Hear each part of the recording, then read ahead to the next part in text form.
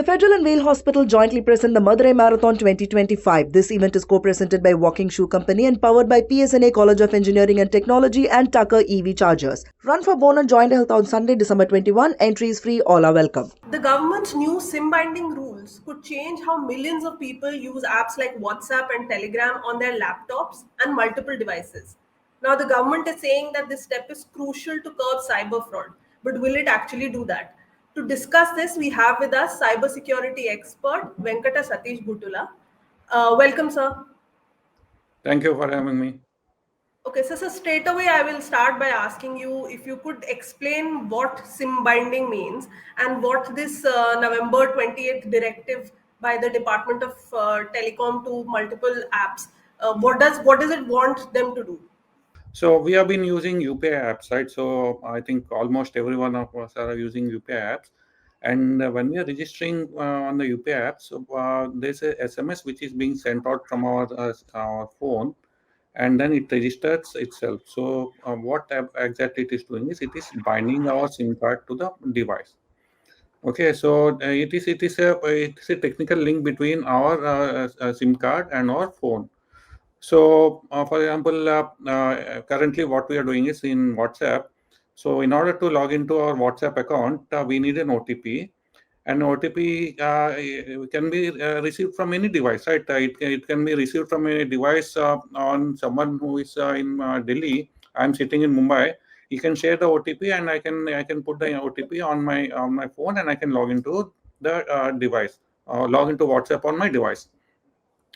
So here now SIM binding means that the WhatsApp and all other messaging applications, what they are telling, it will check if the SIM card is available. The particular number what we are trying to register is available, is physically present in the phone or not. Okay, this is in case if it's a physical SIM card, or if it is an eSIM. So nowadays all mobile phones are coming with eSIM also. If you are using eSIM, it will see if your eSIM is registered and it is active on your phone or not. So if our SIM is not present in our phone, then it can immediately, or maybe in a certain time, the WhatsApp can be logged off because the SIM is not present. So this is what SIM binding is. All right, and what does the directive to these social communication apps say? So communication apps have not yet. I didn't see any communication from them regarding this thing. But this SIM binding is not just for mobile phones, right? So now the notification says that the SIM binding is also for the mobile desktop apps what we are using, or on web applications what we are using. So here, our mobile application or desktop, what we are using, it doesn't have a SIM card, right? So our laptops or desktops don't have SIM card. But so what government is saying is that whenever we log into our desktop or desktop applications, or on web like Chrome or Edge browser, after every 6 hours, it should be logged off. So we need to log in after every 6 hours. So this is also what the notification says on this thing. So it's an auto log out. It will Yes, automatically log in. it's automatically logged off. So after every 6 hours, these messaging applications will log off on us. Log off when we are on desktop applications or on browsers. So whenever you are using that thing. So maybe if you are using on a tab where there is it doesn't have any SIM card. So you need to log in every 6 hours, because after every 6 hours, these applications will auto log off. You will log off us. Okay, so this is not just for say something like WhatsApp web. If I have a desktop app, WhatsApp app, I will be auto logged out from that also, because I think the Yes. PIB statement makes a distinction. Oh, okay. So it's I don't know what BRB says, but it applies to both on web and also on the desktop apps. Both will be coming into the purview of this thing. Okay, okay. So the other thing I wanted to ask you is that now they are basically saying that there's been an uptick in kind of frauds like digital arrest and other kinds of phishing scams, etc. Do you see this directive or SIM binding as a move curbing? Will that actually curb these things in your opinion? See this thing of SIM binding on this messaging applications. So before coming that thing, let us talk about what the digital arrest is, right? So in digital arrest scam, what we are seeing is these scamsters are making a video call, mostly on WhatsApp video calls, and they are, and you see these people are wearing uniforms of police officers. They're impersonating as police officers, and then they are calling, right? So people are getting falling victims to that thing. So to curb this thing, what government has said is you need to combine the WhatsApp. Now, this move, I don't think it is a silver bullet, because TRI can only mandate this thing for Indian mobile numbers, but they cannot have a jurisdiction for mobile numbers outside of a country. So any mobile number starting from +1 or +97, whatever, 971, they cannot do that thing. And we also saw many of these scams are happening from international numbers, right? So international numbers are happening. So it's not necessary the scamsters are sitting outside. Yes, there are many cases where the scamsters are sitting in some South Asian countries where they are kidnapped and they are taken and they are made to do this thing. But scamsters also sitting in India. So you have these mobile numbers which are international mobile numbers, and they're activating it on mobile phones in India, and they're doing this thing. So if they are moving to international numbers, it cannot work, right? So if they are working on international numbers, this SIM binding will not work on that thing. So I say it is not a silver bullet to stop. Yes, some there can be some friction to that thing. Scammers can stop using Indian mobile numbers, but yes, there is a huge possibility that they will use international numbers to do these scams.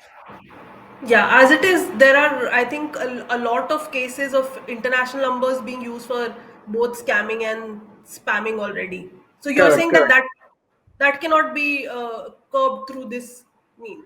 Yeah, see, as I told, this try mandate for SIM binding can only be applied to Indian mobile numbers. So if they are using foreign numbers, digital arrest is one happening, but the latest scam which is happening, which is predominantly happening, is they are sending APK files to users. Okay, Yeah. so they are telling that your mobile, sorry. You are having challan on your vehicle, so you need to pay the challan. You use this application to download the application, install and pay the challan. Or gas connection, they are telling your gas connection bill is pending, or electricity bill. So these APKs are also being sent mostly on WhatsApp. This doesn't stop, right? So if they are sending using international numbers, it will not stop. Right. Okay. So the other concern, I wanted to ask you if it's a legitimate concern or not. Now that this, if your SIM is linked only to one device, does that affect people who go abroad and they cannot use, say, WhatsApp or Telegram on their laptops anymore? Will that mean that they have to take an international roaming, pay more money? Is that a valid concern? Yes, this is a valid concern, because I will tell you what happens. So, if say for example your phone has only single SIM, okay. So let's take the case of your phone is having only single SIM, and you are traveling outside, and you need to you are not on an international roaming. You are putting your local SIM. So immediately once you take off your physical SIM from the phone, physical SIM from the phone, WhatsApp will stop working. Okay, so that is one thing. And even though your SIM is there, your phone has got dual SIM, your SIM is present, and you're not subscribed to international roaming. Now, if on the laptop, right, on the, as I told you, it logs off every 6 hours. Now, if it logs off 6 hours, what is the method to log in? You will be getting an OTP on your mobile phone. So if your phone is not active on that network, it is not that registered to your network, you will not get an OTP. So you are logged off, you are basically logged off your devices after 6 hours. So there's no way you will be logging in. So yes, Okay. it is a bit of worry for the international users if this is being implemented. Okay. So we saw recently, like, after much furor, and there was a lot of civil society pushback against the government's move to mandatorily install the Sanchar Sathi app, because it raised very serious privacy and surveillance concerns. So now, in the case of SIM binding, are there also any these kind of concerns, or is this just purely use about user inconvenience? Okay, so number one, it can be a inconvenience. As I told you, there are a lot of drawbacks in nursing. And number two, privacy concerns. As I told you, privacy. There are a lot of inconvenience which is there for the users because every 6 hours they need to they need to relog into their desktop applications. So now the thing is, SMS OTP sending OTP also is costs money. Okay, so when they are sending every 6 hours, they are sending OTP.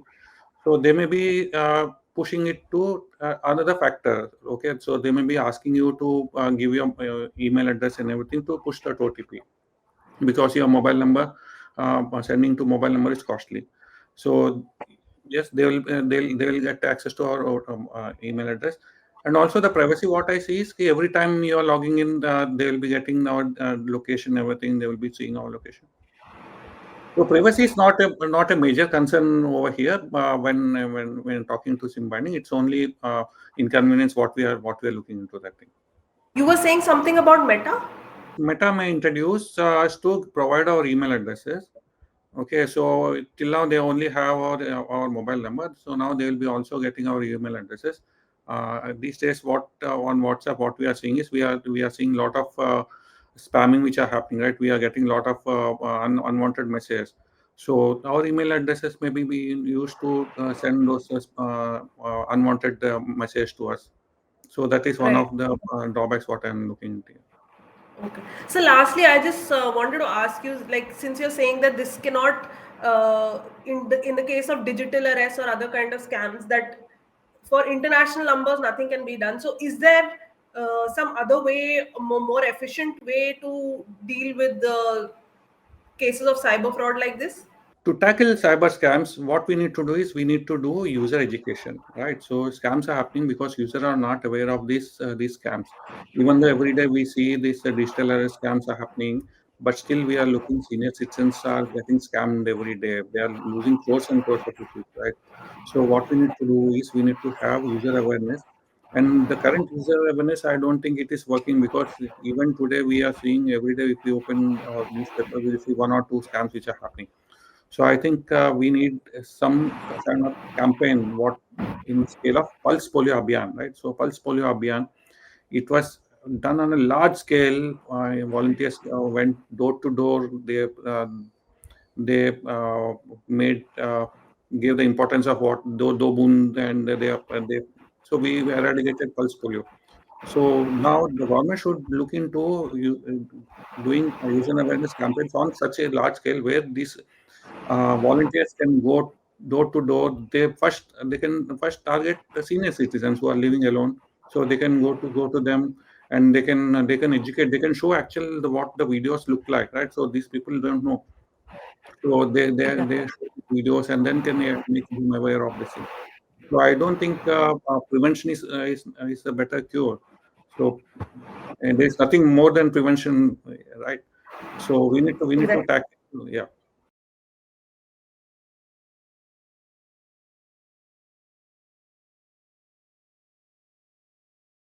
The Federal and Vale Hospital jointly present the Madurai Marathon 2025. This event is co-presented by Walking Shoe Company, powered by PSNA College of Engineering and Technology and Tucker EV Chargers. Run for Bone and Joint Health on Sunday, December 21. Entry is free. All are welcome.